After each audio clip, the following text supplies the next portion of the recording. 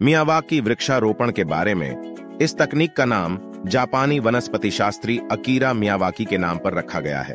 इसमें प्रत्येक वर्ग मीटर में 2 से 4 विशिष्ट देशी वृक्ष प्रजातियों का रोपण शामिल है। इस तकनीक से पेड़ 3 साल में अपने अधिकतम आकार तक पहुंच जाते हैं और आत्मनिर्भर बन जाते हैं। यह विधि 1970 के दशक में सीमित स्थान पर हरियाली की मात्रा बढ़ाने के प्राथमिक लक्ष्य के साथ अपनाई गई थी।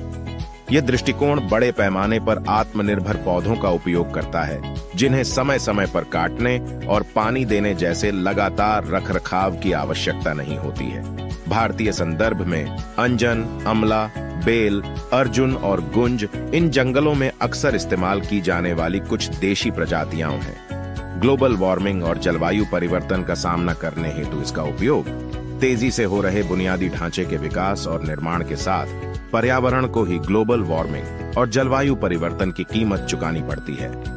पिछले कुछ वर्षों में कई शहरों में रियल एस्टेट, मेट्रो रेल परियोजनाओं जैसी कई बुनियादी ढांचा परियोजनाओं के साथ यह दर्ज किया गया कि शहरों के कुछ हिस्सों में सतह का तापमान बढ़ गया है।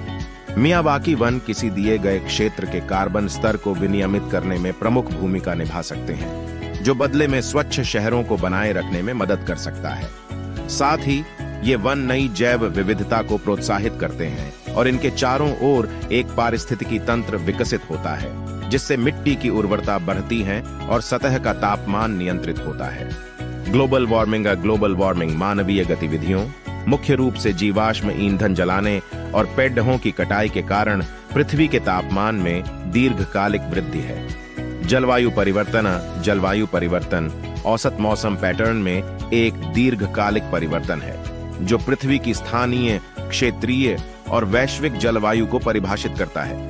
SDG 13 वैश्विक ग्रीन हाउस गैस उत्सर्जन में कमी में तेजी लाने और जलवायु परिवर्तन के प्रतिकूल प्रभावों के अनुकूलन को संबोधित करने के उद्देश्य से यथासंभव व्यापक अंतरराष्ट्रीय सहयोग का आह्वान करता है। आगे की राह क्या हो, मियावाकी जंगल को SDG 13 लक्ष्य को प्राप्त करने के एक तरीके के रूप में देखा जा सकता है, लेकिन कई पारिस्थितिकी विज्ञानी इसकी उच्च सफलता दर के बावजूद भारतीय जलवायु में इसकी व्यवहार्यता को लेकर संशय में हैं। इसके अलावा नियमित हरियाली कार्यक्रमों को भी प्राथमिकता दी जानी चाहिए, क्योंकि मियावाकी वनीकरण को नियमित वृक्षारोपण के प्रतिस्थापन के रूप में नहीं देखा जा सकता है। लाइक, शेयर, सब्सक्राइब, ज्ञानबाजी। धन्यवाद।